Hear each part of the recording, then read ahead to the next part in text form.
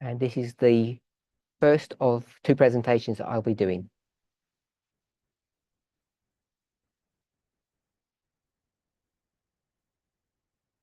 Thank you.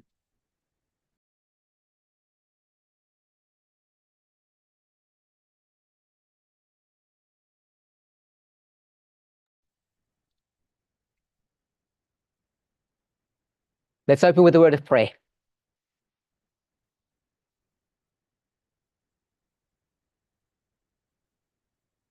Holy God, we thank you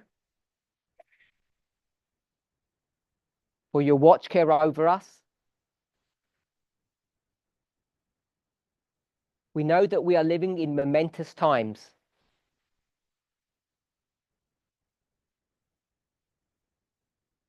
Despite our fears and our worries,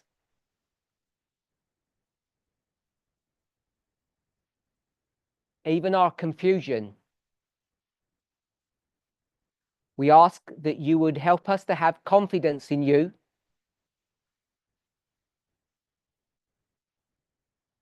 that holy angels would be around us, and that the Holy Spirit would give us comfort, that you are doing your will in us and through us. In Jesus' name, amen.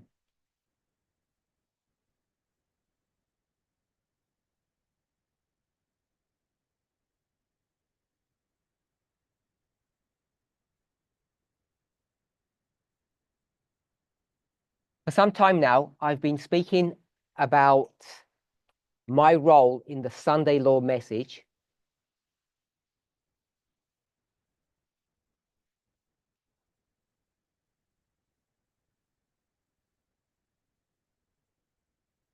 I guess it shouldn't surprise me, but it always does.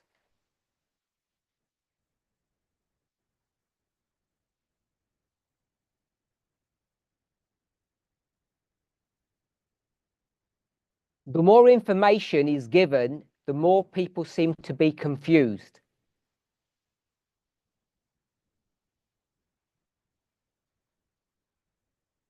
And every answer that's given just generates more questions.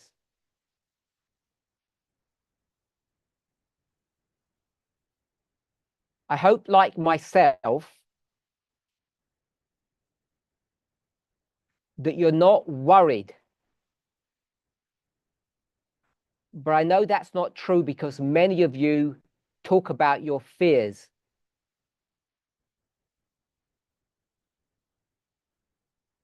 Many people are taking the answers that we give very personally.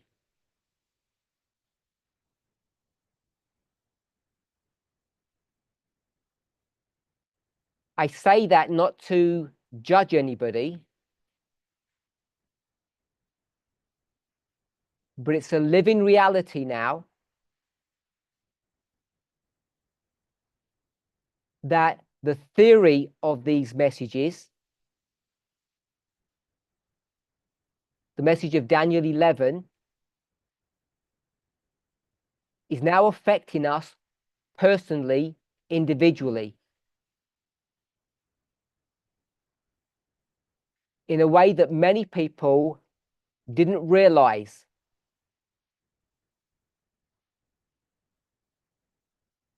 And that we are being caught by surprise.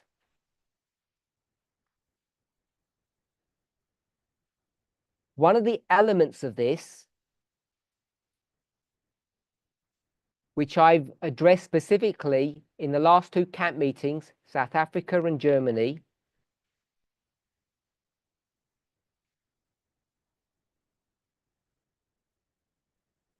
is my involvement or my approach in the delivering of this message to God's people.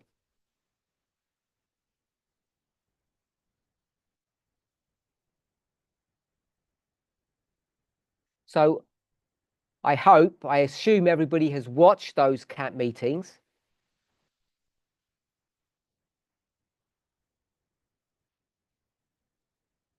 Because if you have, then I hope that you can see that the presentations that Elder Terry has given at this camp meeting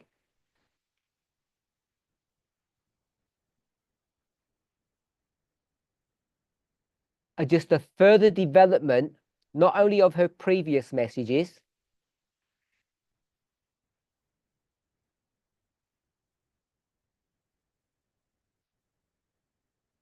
but they have begun to address people's concerns or questions.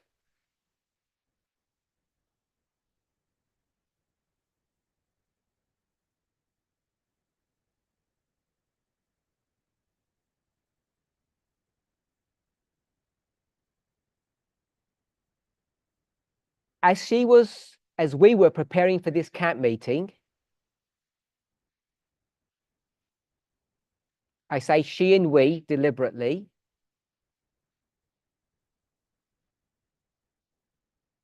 we tried to discuss an approach that would help the questions that members have.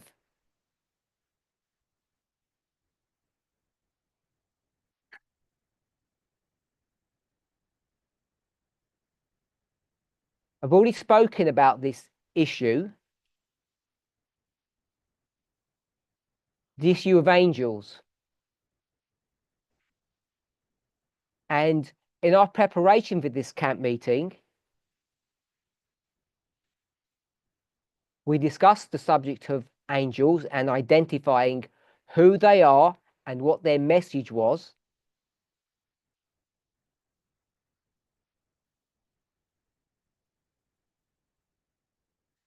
And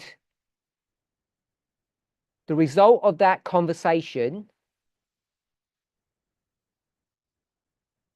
was the study that Elder Terry gave earlier today.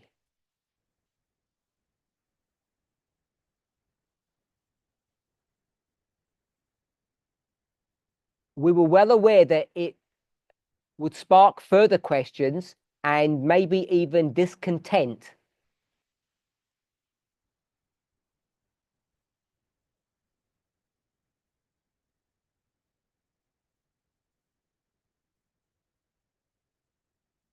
But I don't want us to become distracted on that subject.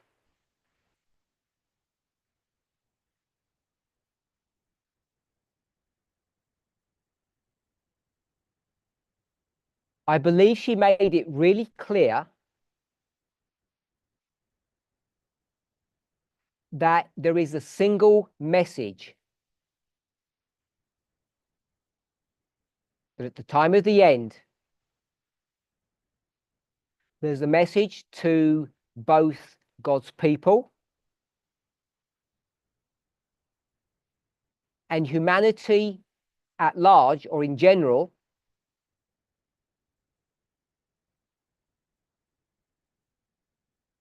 to prepare for the end of the great controversy as it exists here on this planet. We call that the second advent. If you read Millerite history, you know that they were fully versed in this idea, this understanding.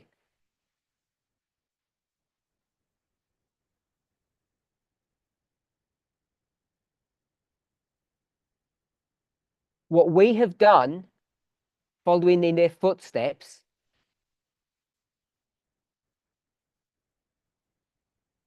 is develop that message about the end of the great controversy.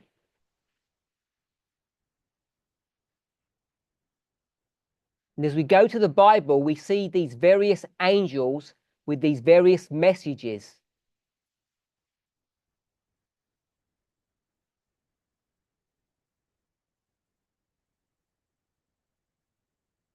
So I understood the main point that she wanted us to see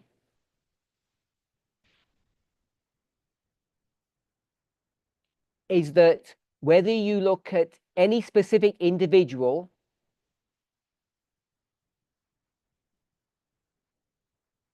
They're all teaching the same message.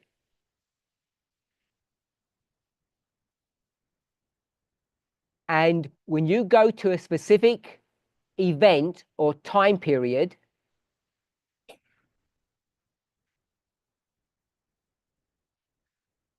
you can clearly see the role that these individuals have taken.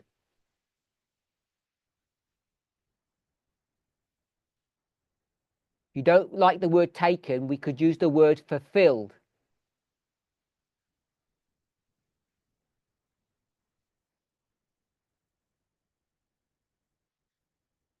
Now, I and she knows that many of us have this idea that Elder Tess was the third angel.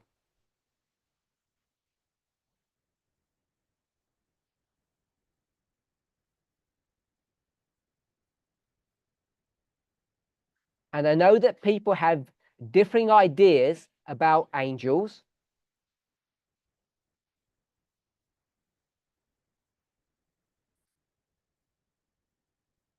But many members, including myself,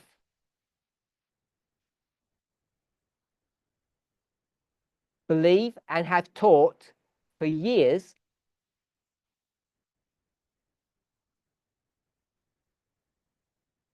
that the angel of Revelation 18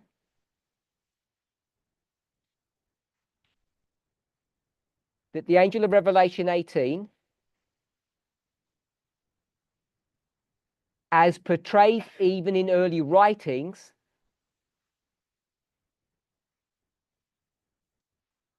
is a work that brings power to the work of God.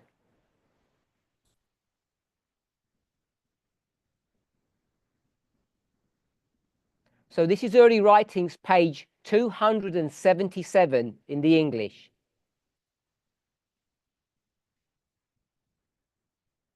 And the chapter title in early writings is called The Loud Cry.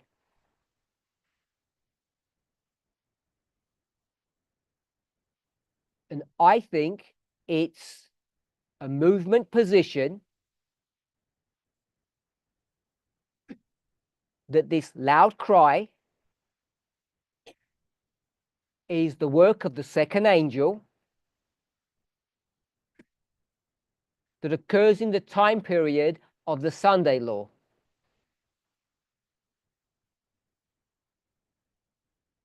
Whether you go to Revelation 14 and 18, or if you go to early writings.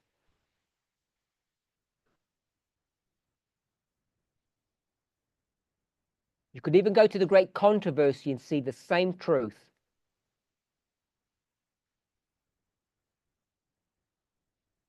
So we're all familiar that just before 2014, a message of the impending Sunday law was given to this movement.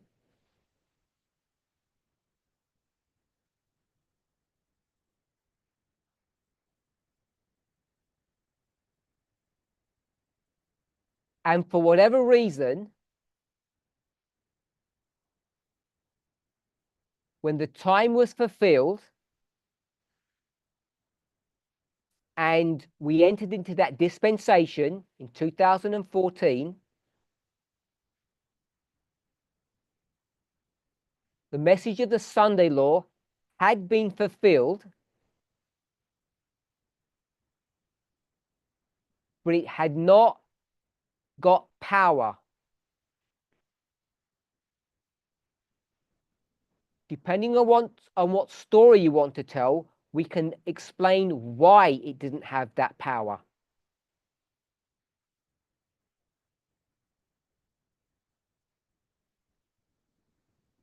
It took 4 years and a bit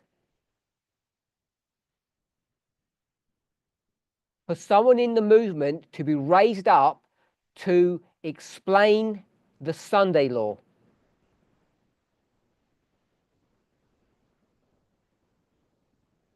To prove it. To give power to the Sunday law message.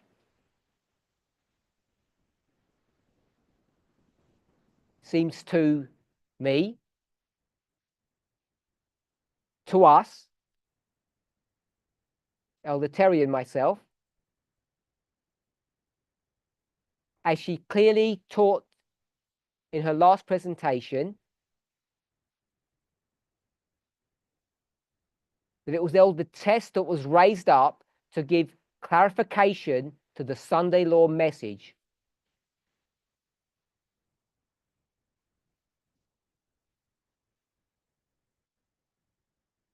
Which she did at the loud cry in 2018.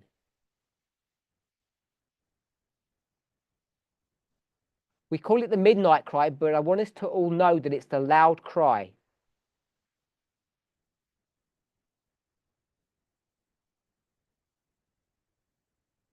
In that work, she gives power to the third angel's message.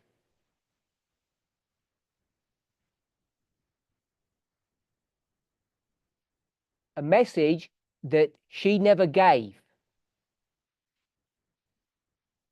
She only demonstrates and proves or verifies. And I think if you were to read early writings, the chapter called The Loud Cry, page 277,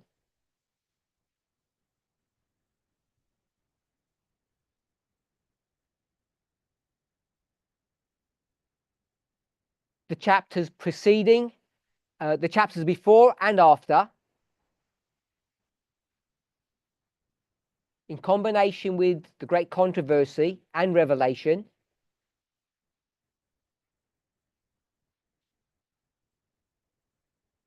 that this story or this prophecy was fulfilled in that history.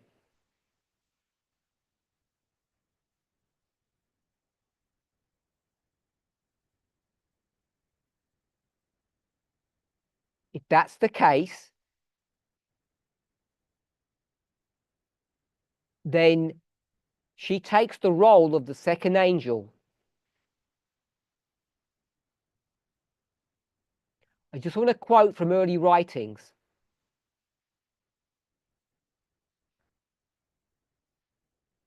I'll paraphrase. There were many angels going to and fro between heaven and earth.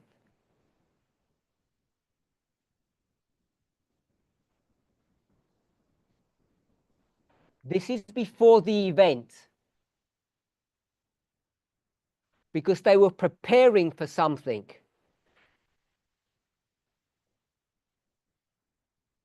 Then a mighty angel is seen, who is given a specific message in heaven. That angel goes from heaven to earth, and I quote, to unite their voice with the third angel,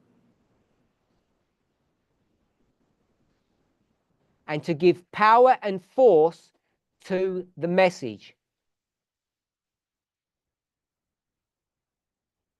The message of the third angel.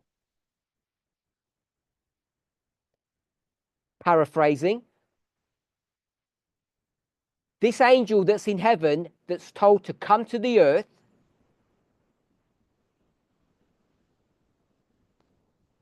whose voice is different to the third angel, but they work in unity. This angel had great power and great glory given to it.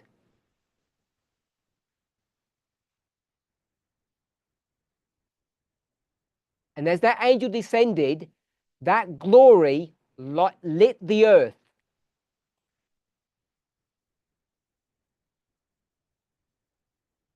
I would suggest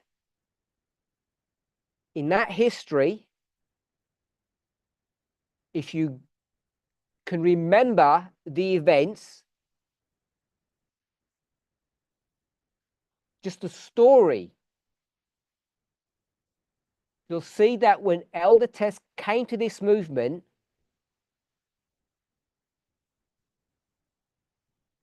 she had power and she had glory, and she lit this movement. She brought light to this movement in a way that hadn't happened for many, many years before.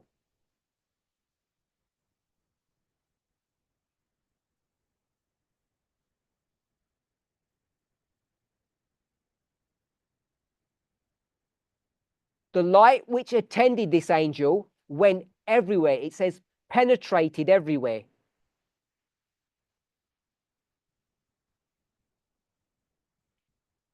And to me, the word penetrate means forces its way into every corner.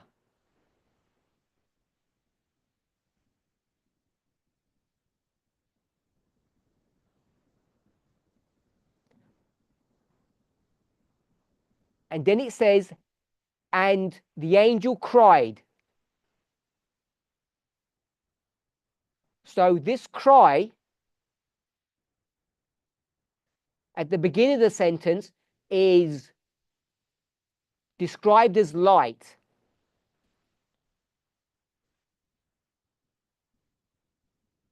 That's nothing new. We know that rain is a symbol of a message, as is light.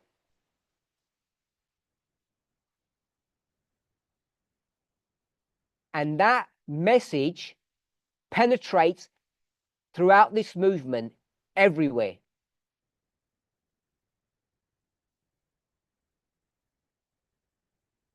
No one is left with an option to reject that.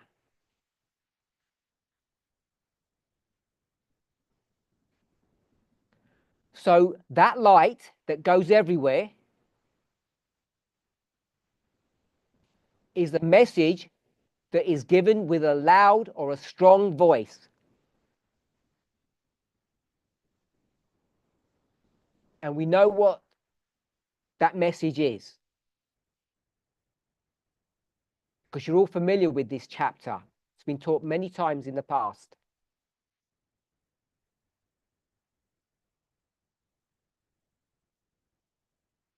And the message is, Babylon the Great is fallen, is fallen.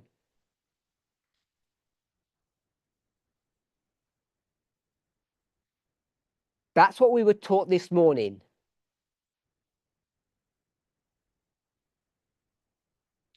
Now, when people have discussed the work of Elder Tess, or myself, or Elder Jeff in the past,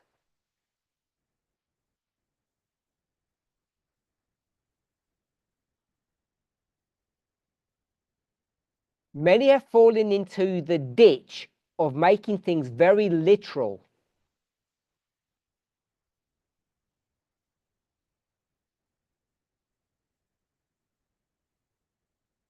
Several years ago, in order to better understand not only the placement of angels, but the work each of us has to do,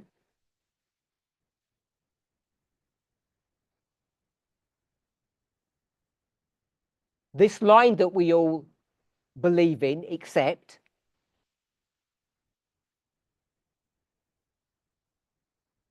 that goes from the time of the end to the close of probation to the second advent,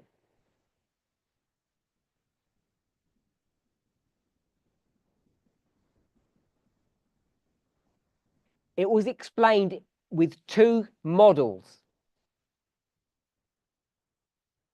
One of them ended up being called the 7 steps of salvation. And the second model was from Matthew 13, the agricultural model.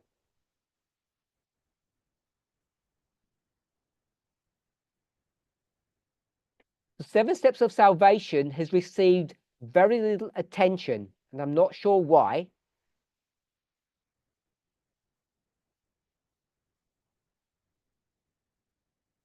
But the agricultural model has received a lot of attention.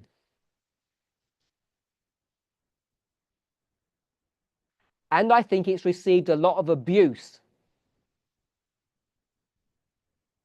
What I mean by that is people have misused that model or that prophecy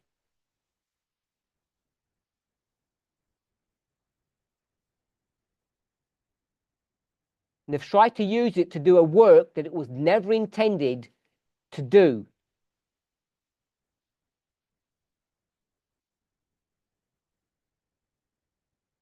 I've been misquoted on this issue. And it's related to the idea of identifying wheat and tares.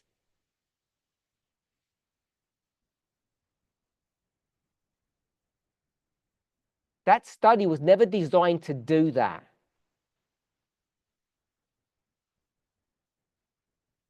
So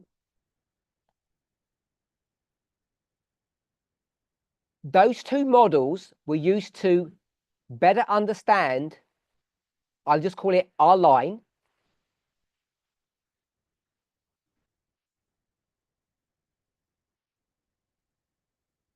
And Elder Terry used those models earlier today to try to explain the roles or work of these angels.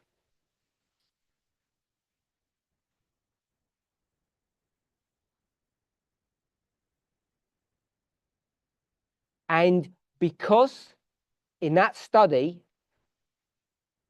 the second and the third angel are identified as appearing in 2001,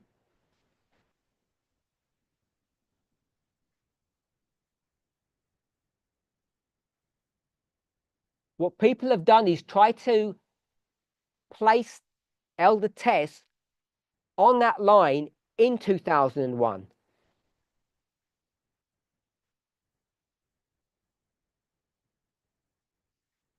This was a question that someone asked. It was part of a larger question. But I think Elder Terry was really clear today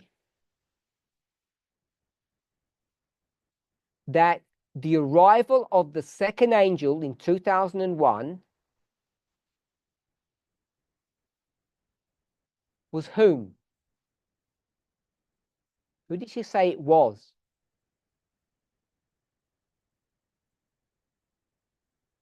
Question to the congregation here.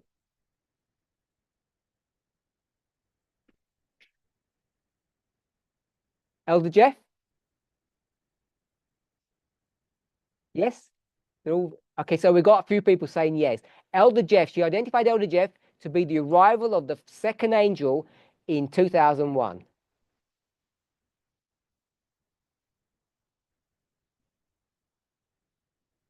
And that seems to have confused people.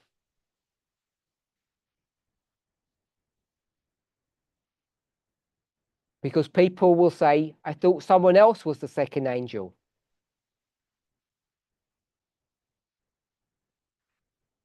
And when you try to do that, you have to put aside common sense and just do some mental gymnastics to try to get things to work.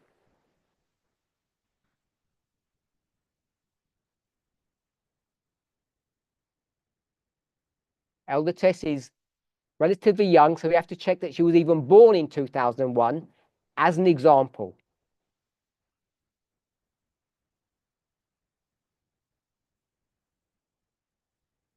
And we do all of that based upon the history, the life history, the biography of William Miller.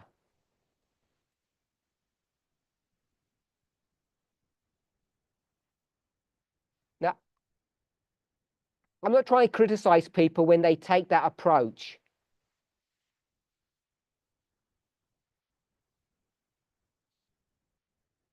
But it seems to me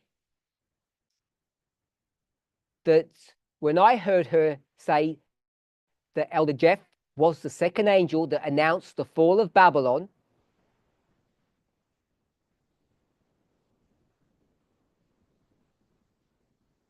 that he had defined Babylon, he had defined its sin, and he had demonstrated its fall. And I think if you go back to those messages, if you're able to,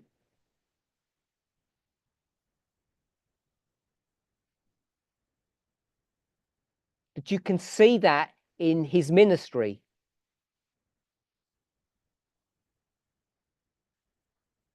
And then if you jump forward, as we did this morning,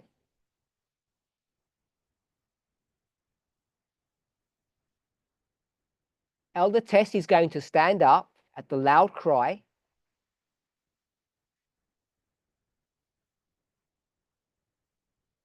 and not only explain the Sunday law message,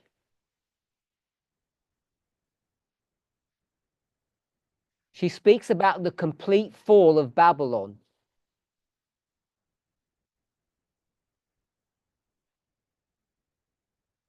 And Elder Terry explained who and what Babylon is and was.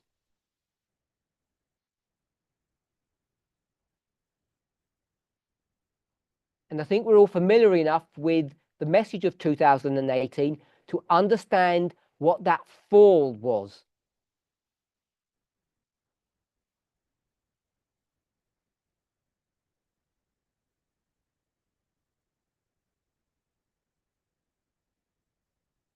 So I hope that answers at least partially some of the questions that we received on angels, because got a lot of questions about angels.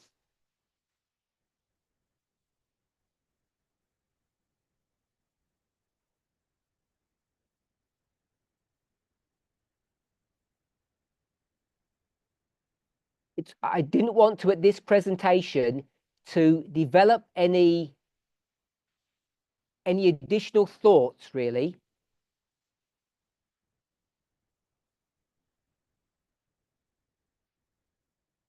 But I do want to say that from the time of the end to the second advent,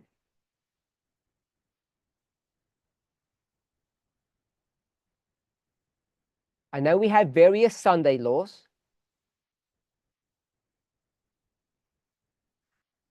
but we all know that there's this concept of the first and the last, that if you just take the Sunday law, we'll call it the Sunday law of the priests,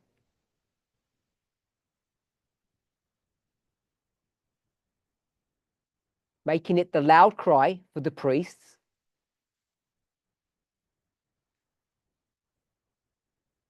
I'm not sure why people struggle with the idea that Elder Tess was the second angel.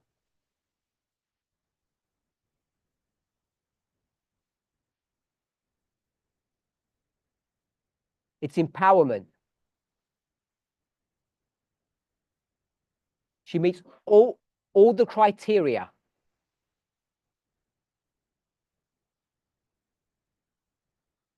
Both when you look at inspiration,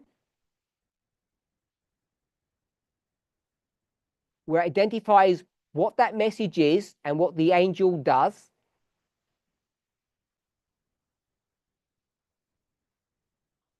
and you look at what she taught.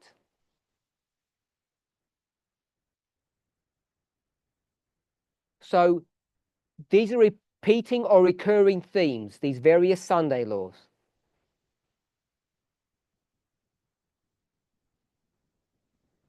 So we all know that we can take that line or that history and bring it into our present history.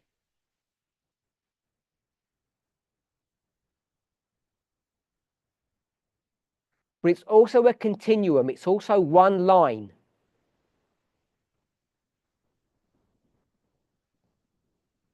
So if we were to take it as one line, because Ellen White is not going to give us any clue about these repeating patterns in the way that we use them. She just does not do that.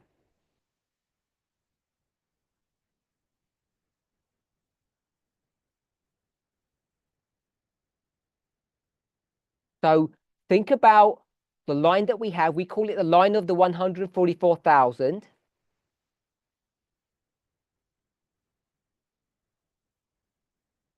And what are we being taught?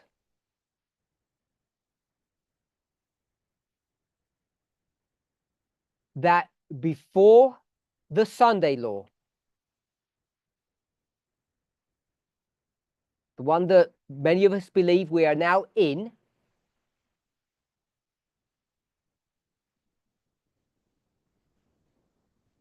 and the rest of us believe that we're about to enter into,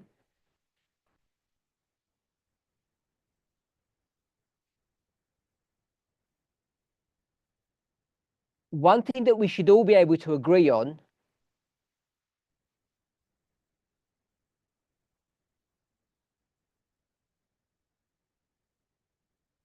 is that a message was given to God's people, us, you,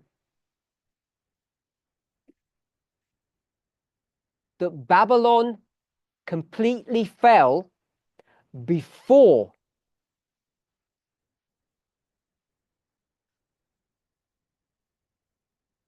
so that message was given 6 years ago, and that message was given as a statement of something that had already happened.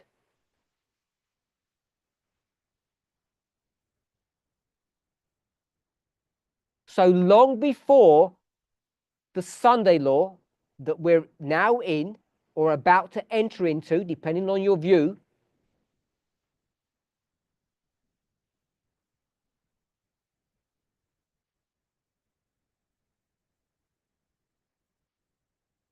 Elder Tess was raised up to tell us that Babylon had already fallen.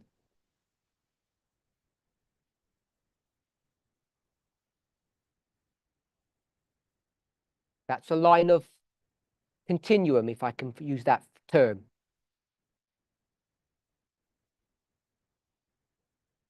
But it's also going to be used as a repeating pattern.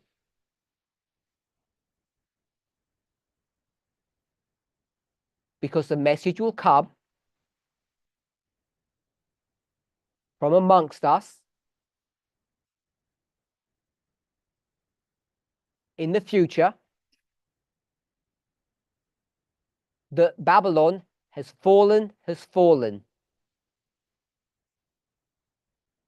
And when that message comes, it will unite its voice with the Sunday law message or the voice of the third angel.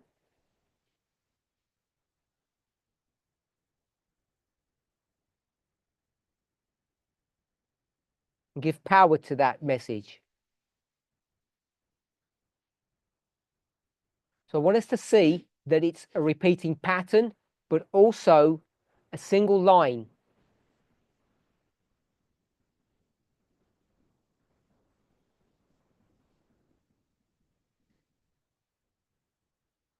You can go to a different scenario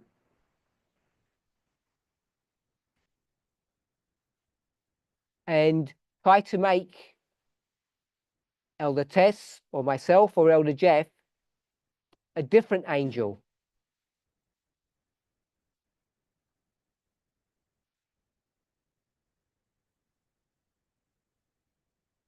But the study that was given to us this morning was not just some random story about angels.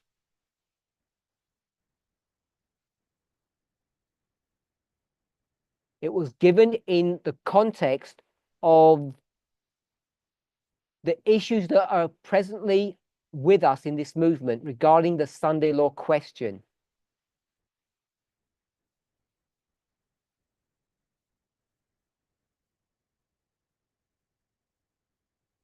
So I'm sure I haven't answered everybody's question about angels.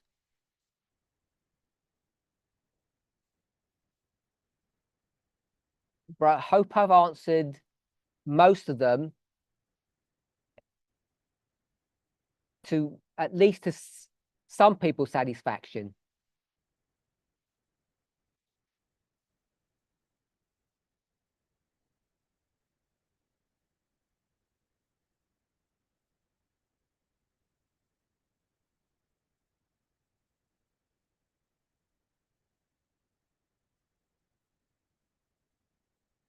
So I'm going to ask the question, did Elder Terry say that Elder Tess was the second and I was the third? And the answer is yes.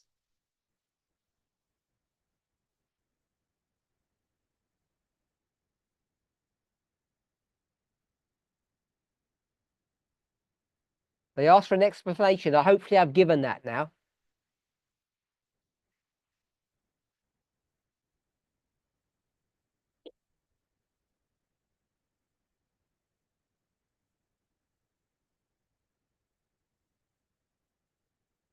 Someone says they're completely confused now.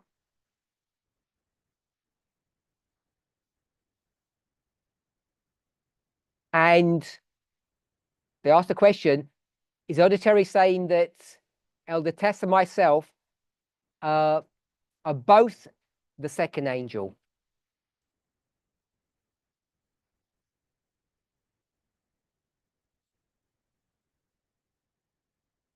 I don't think she said that.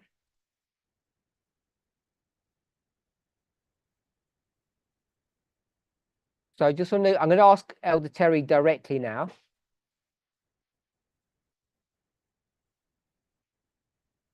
The third angel, are we expecting the third angel to come?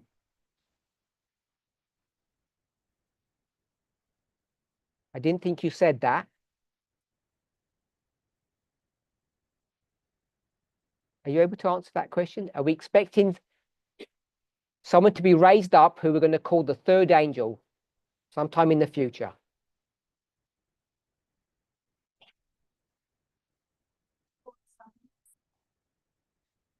So just people online, Elder Terry's in the congregation and she's going to answer my question. So you won't be able to hear us, so be patient with me.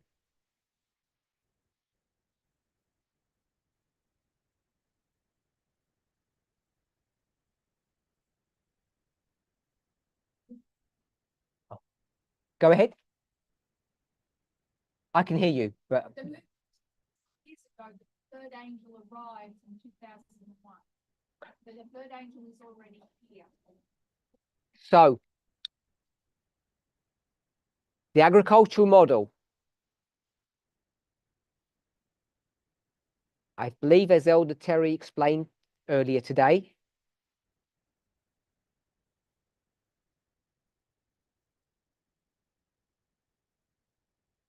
showed that the third angel arrived in 2001.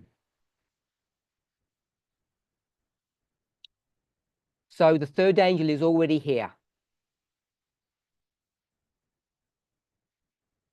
Elder Terry is not expecting the third angel to come sometime in the future.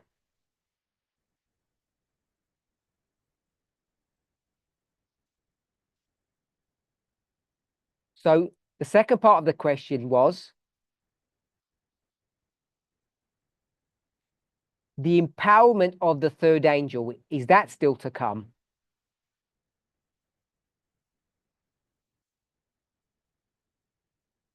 I think I've answered that question with early writings, page 277.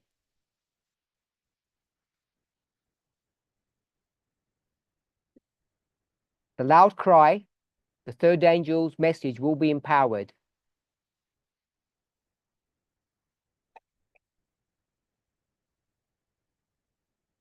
Elder Terry, are you saying who the third angel is? Her answer was yes, she is.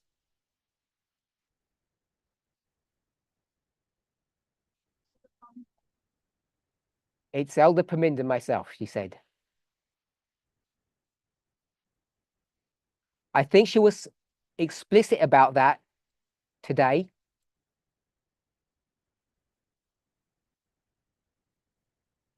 But maybe it's taken this questioner by surprise, and maybe others, that they wanted just confirmation.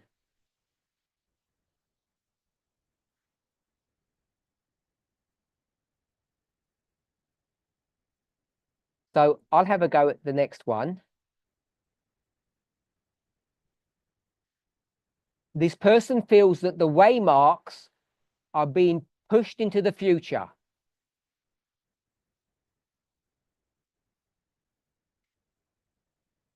I didn't get that impression that they were. So I assume this person is asking this question based upon previous movement studies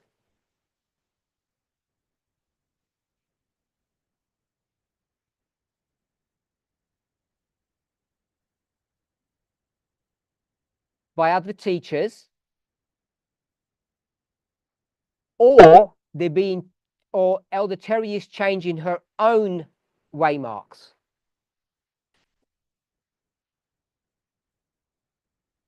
I want to clarify that question.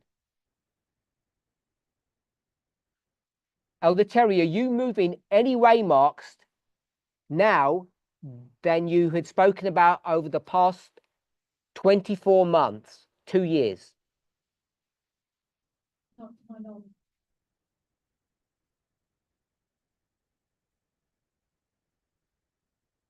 So she said no.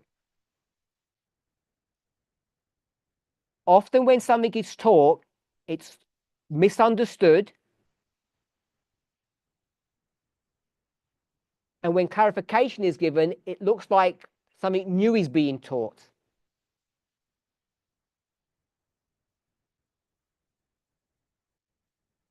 So Elder Terry is saying she's not moving any Waymarks from any message that she's given.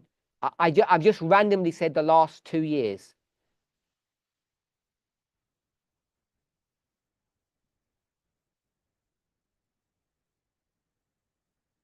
Actually, I shouldn't say randomly because it's not random. I went back 2 years to include the time when she was developing this message.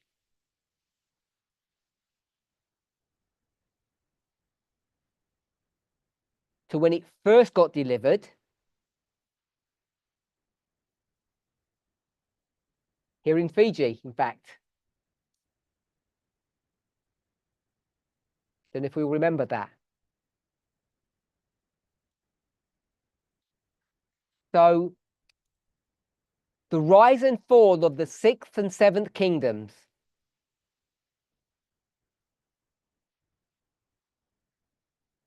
This is the subject of, I don't call it controversy, but of discussion in our movement.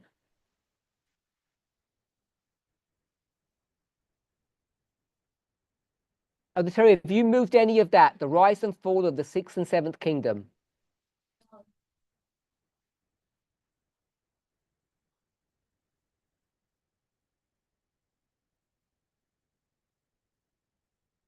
There's been no shift on that either. They have not moved.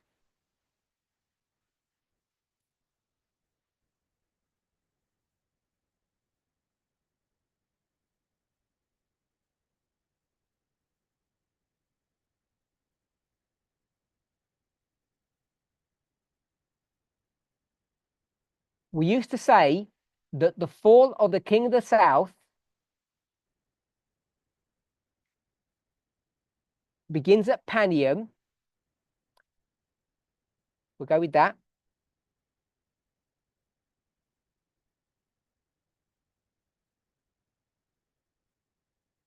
I'm going to rephrase that. We used to say that at Panium begins the fall of the king of the south and the 6th kingdom.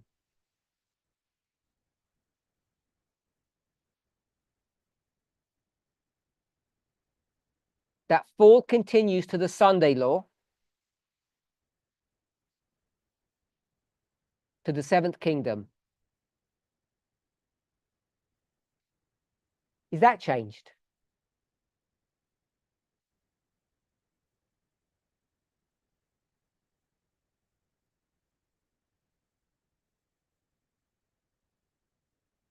Yes and no. The sixth kingdom is the glorious land. So as this message has been developed, the simple answer would be there's no change.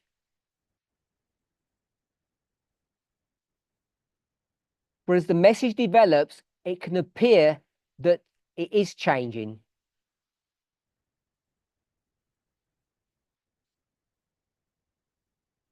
As further details are explored.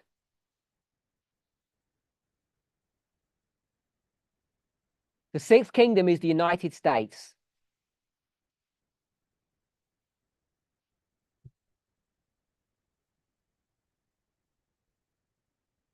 The seventh kingdom is the king of the north. None of that's changed. United States and the king of the north. Sixth kingdom is the United States.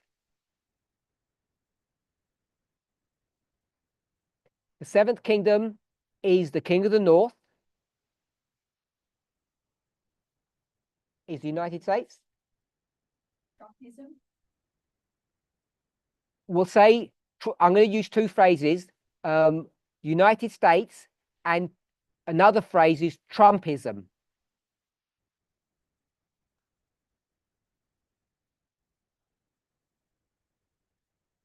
Again, if you don't add detail, you can get wrong ideas.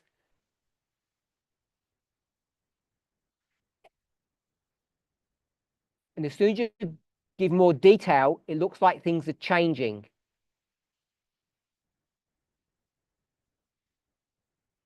Okay, we're done. That's Sunday. That's All that happens at the Sunday law, and that has not changed. And that's on the line with 5 waymarks that we call Sunday law, close of probation, second advent. So it would be that Sunday law.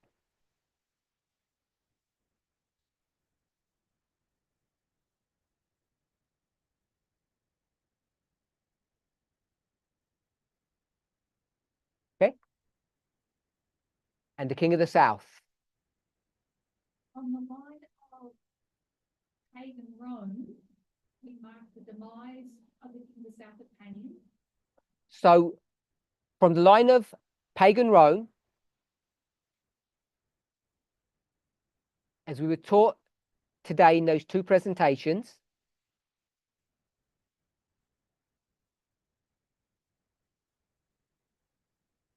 the fall of the king of the south begins at Panium. That no change.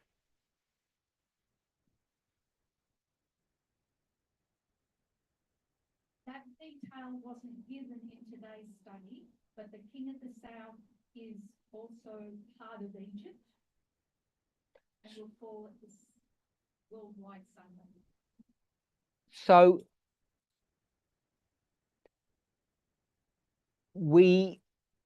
Elder Terry didn't go into the details of it,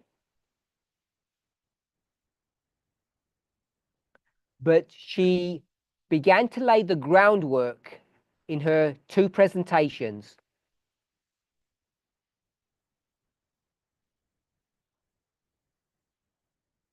I call it groundwork, but we should all be aware that she was repeating studies that are more than 10 years old.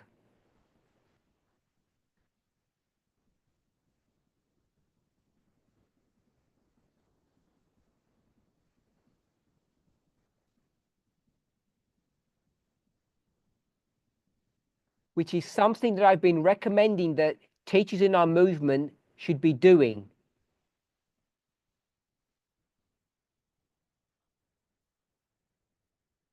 Go back to those older studies and begin to relearn them and teach them with what we understand today.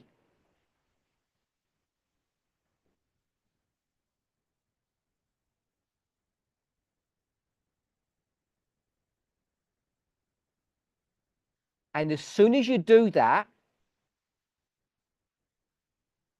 as Elder Terry demonstrated, I think clearly today and yesterday,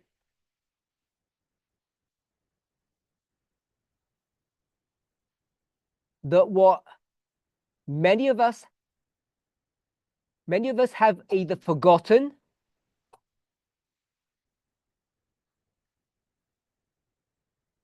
or we've not been in the movement, so we don't even know,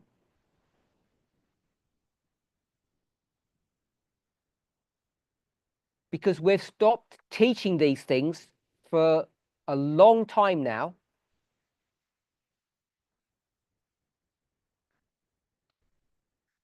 That what we call the close of probation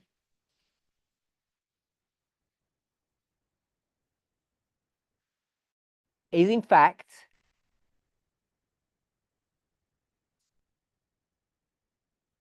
what is the another term for the close of probation that we were taught in these two presentations.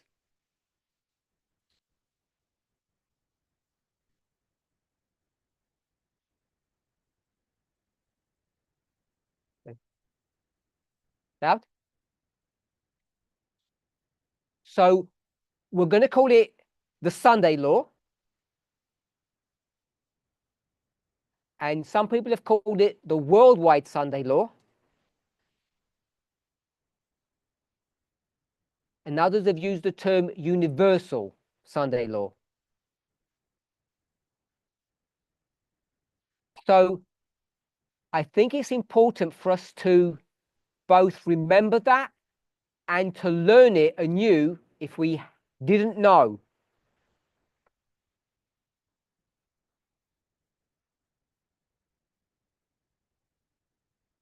So this was not an attempt to confuse anybody, but to clarify.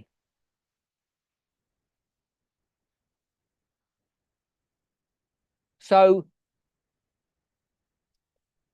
Elder Terry, myself, we will end up explaining it in a way, hopefully to clarify things, but that can become confusing.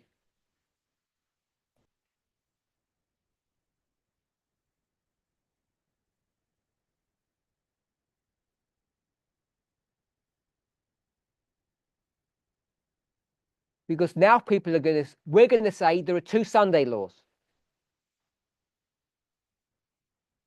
And people are going to say, we never heard that before.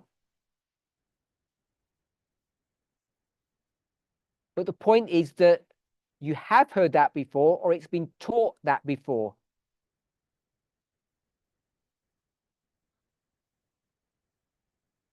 In the distant past. And because when those studies were given, they were very theoretical,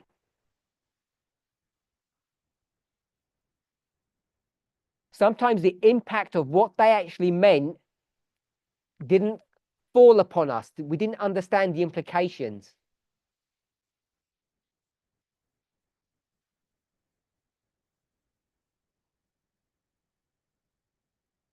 So I want us to be clear that the idea of having two Sunday laws, we can call it, well, I'll call it and I'll check, the United States Sunday law and the worldwide Sunday law.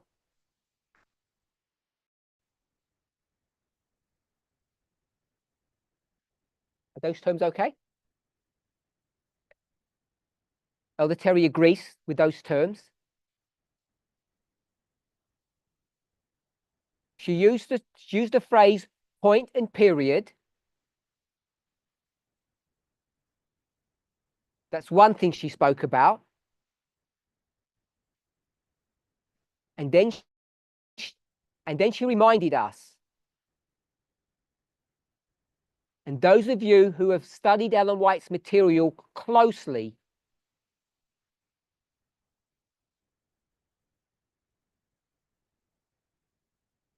extensively will be familiar with a problem in her writings.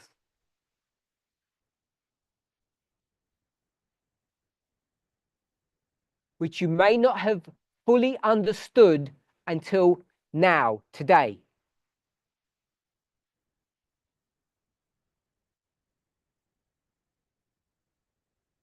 That sometimes when she says Sunday law, we need to translate that into close of probation.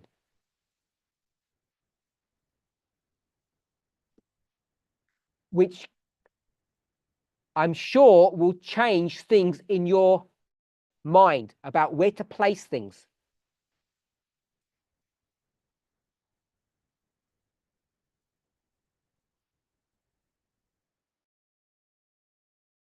So this is not a new thing, what I'm about to say.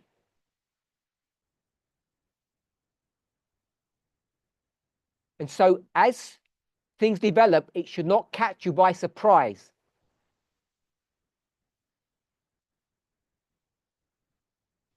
Most people's concept or idea of the time of trouble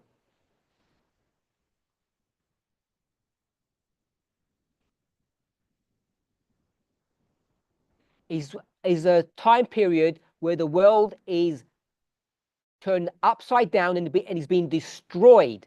It's collapsing.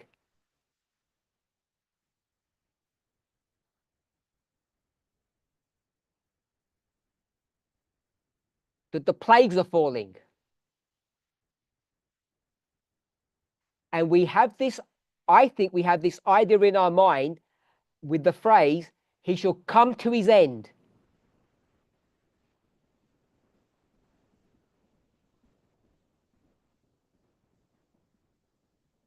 King of the North. None of that, all of that is correct. But there's another story. Not a story of failure, but a story of success.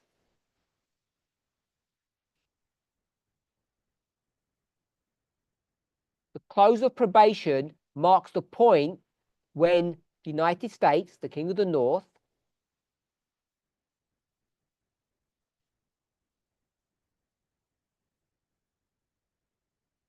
is at its zenith, its high point. It's then where it really takes control of the whole world.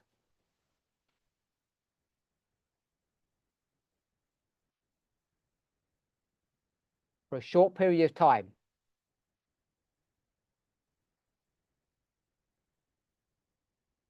I can't reiterate strongly enough that none of this is new.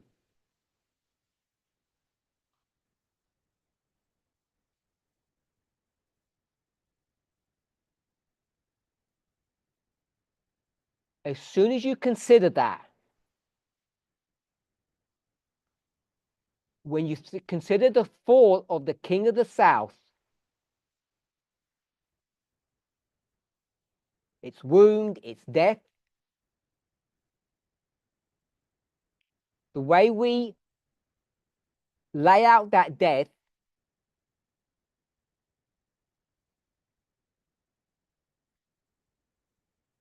has to take into consideration both the waymark that we call Sunday law and the waymark that we call close of probation.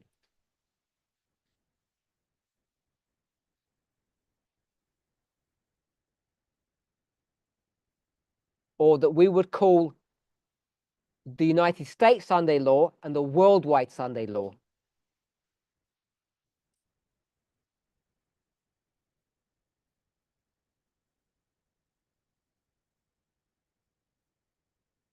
Want to add anything? So,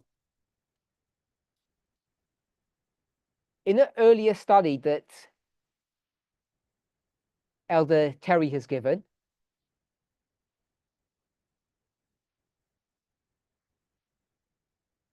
I think it was at the beginning of the year. I think it was called the deadly wound. The deadly wound. So When you look at the board work that she did for that study,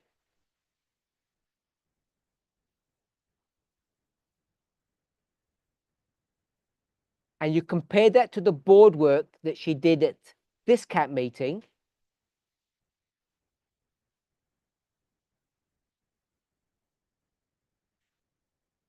some people might suggest there's a contradiction.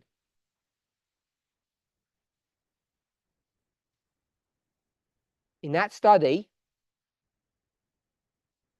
when it comes to the king of the north, king of the south,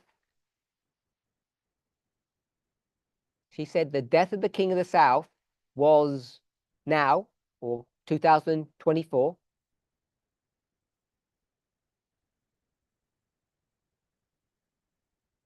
A couple of weeks later at this CAT meeting, she's saying it's what we call the close of probation or the universal worldwide Sunday law.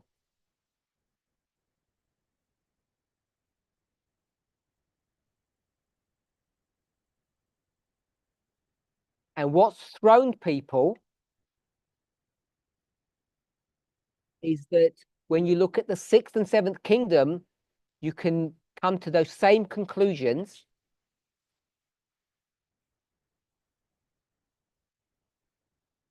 And on the board work, she wrote complete.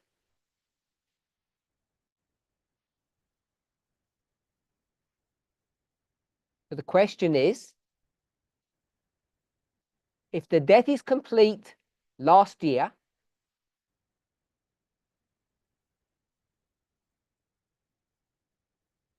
how can the death still be in the future?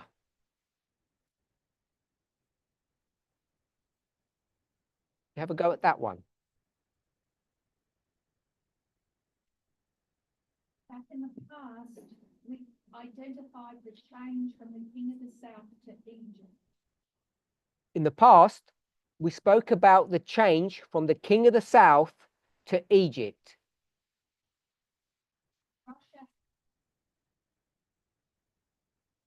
Are you referring to Daniel 11 when you mean king of the south to Egypt?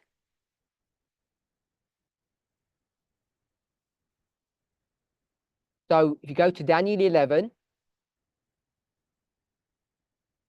we know that Egypt can be identified as the king of the south in history.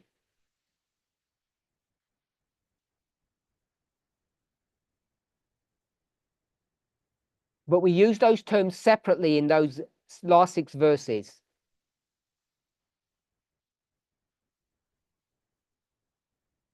King of the south was the Soviet Union or Russia.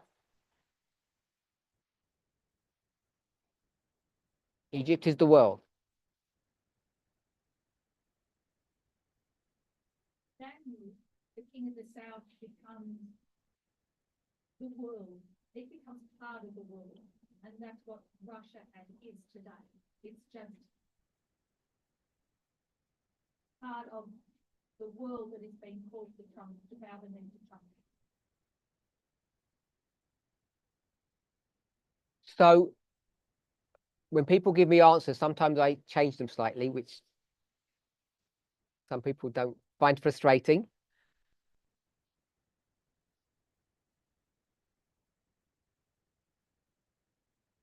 So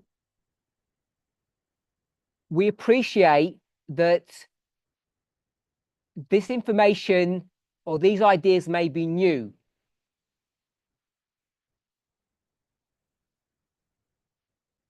And that many of us think that by the time you get to the end of verse 40, everything is done and dusted with respect to the king of the south.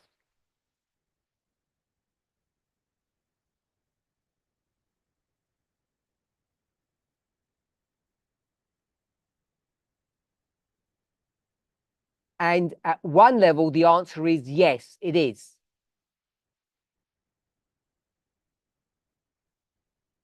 And that's what that graphic was in, I'll give you the date for it, in the January 4th studies.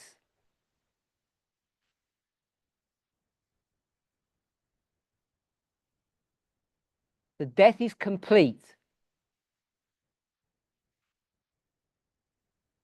that correct? The king of the south ceases to be the antagonist of the king of the north. So another way to say that, these two kingdoms that are fighting, north and south,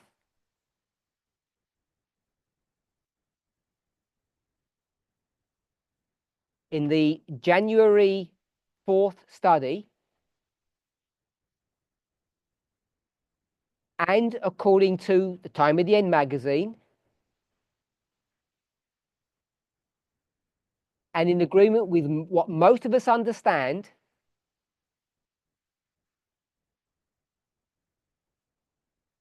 this fight between the North and the South comes to its end at what we call the Sunday Law.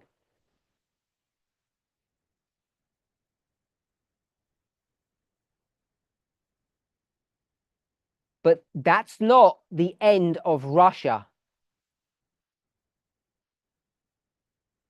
There's more, if I call it pain, there's more to come.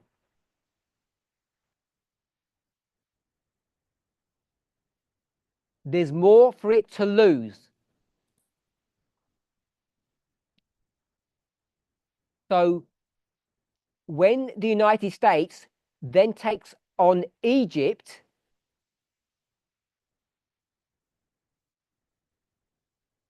Russia is part of Egypt, it's part of the world.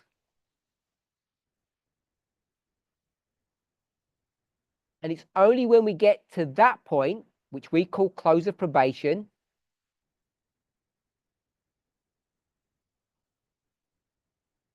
and I guess now we're also calling the Universal Sunday Law,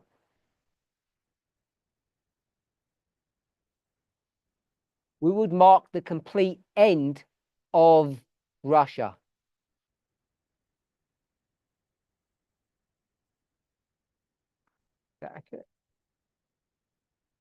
When you do that,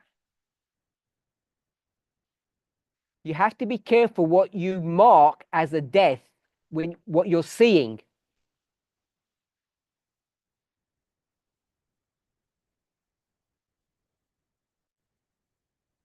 So there are people in the movement who have said, when you go from verse 40 to 41,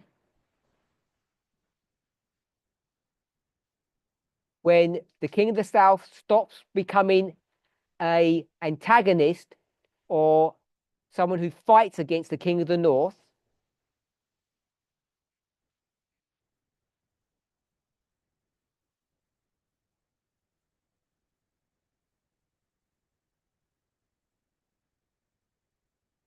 the south should be dead.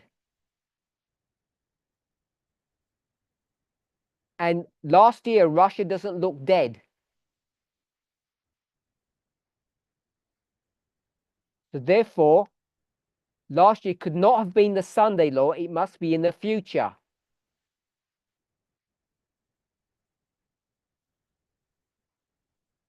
What Elder Terry is saying,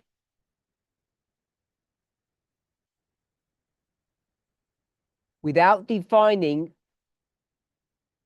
the fulfillment of what the death was last year,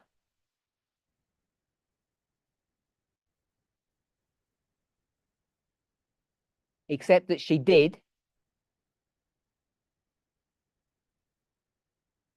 but people haven't seen that as a legitimate death.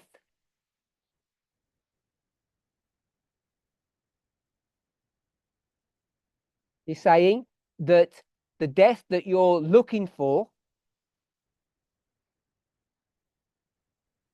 is in the future, not at a different Sunday law. I mean, the US Sunday law moving into the future.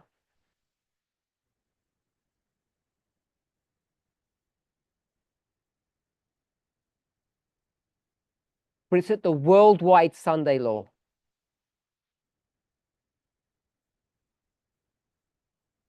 And once you take that into consideration, it will help us to understand what happened last year and what's about to happen in the future.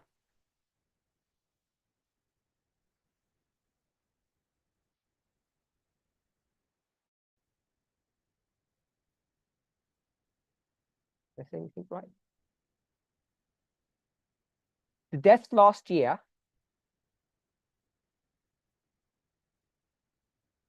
so we're all clear. How are you defining that? Death of Navalny and the work of his wife Julia, promoting the memoir and keeping that narrative alive. So it was the death of Navalny. Pronounce that correct? And the work of his wife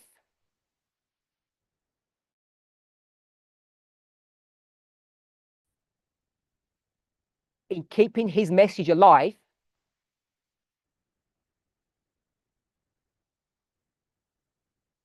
That is the death that's being marked.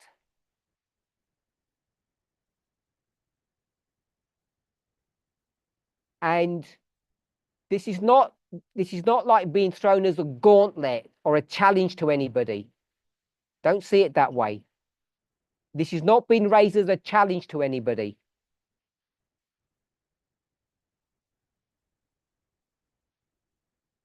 It is just an explanation. But if that is the case, then the death, as many of us imagine Russia to experience,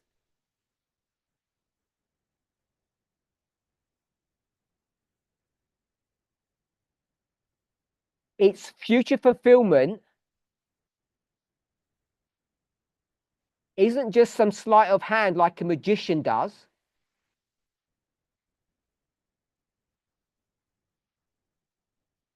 It's identified in verse 42.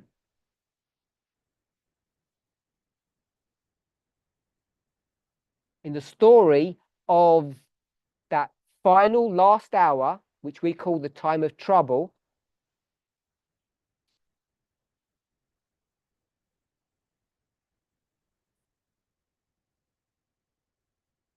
but which is also the beginning of the Sunday law history for the world.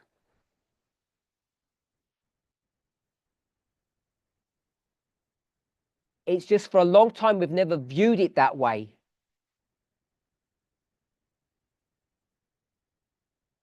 And that would explain why we're not seeing what we're expecting now.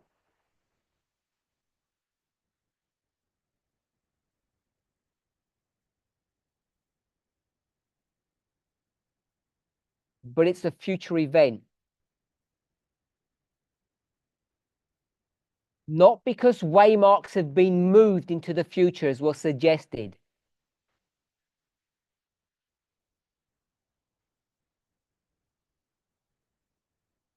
Those waymarks are already there. We've just forgotten about them. And we haven't been careful in laying out the rise and fall of these kingdoms.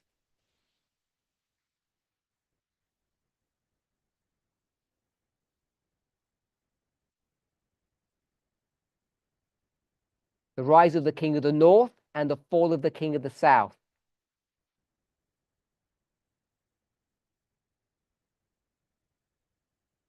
Okay, we've run out of time. I'm sorry if I didn't answer your question. We have a full day to go. Plenty of time for all of us to think about the presentations that we've had.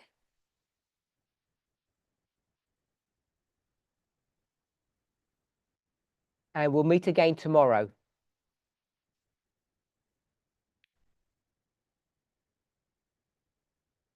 So I'm going to close with prayer.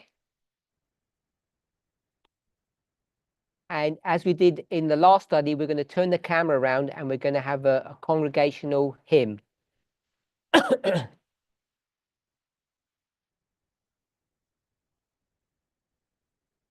Let's pray.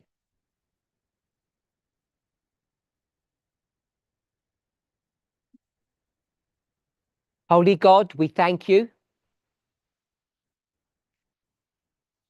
that we can come together to study your word.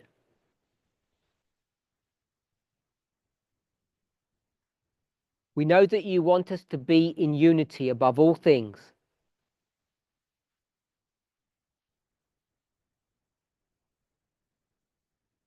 But achieving unity is elusive.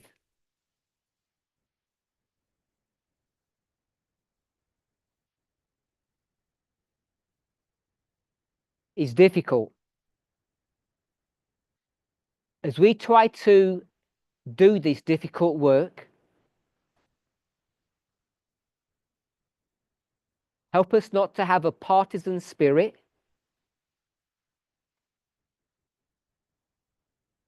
and help us to go back into our past as we have been directed to this weekend.